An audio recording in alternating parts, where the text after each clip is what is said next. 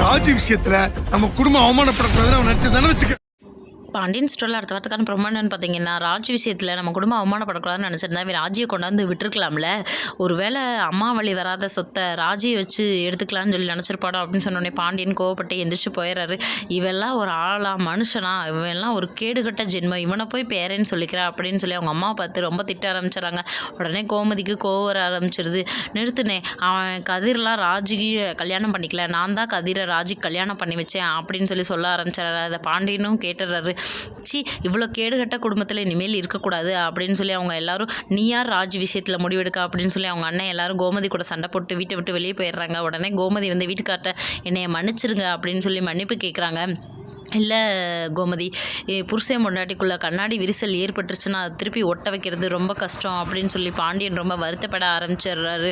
கோமதி அழுக ஆரம்பிச்சிடுறாங்க. இந்த விஷயத்தில் கோமதியை புரிஞ்சு பாண்டியன் ஏற்றுக்குவாரா இல்லையாங்கிறத அடுத்த எபிசோடில் பார்த்து தெரிஞ்சுக்கலாம்.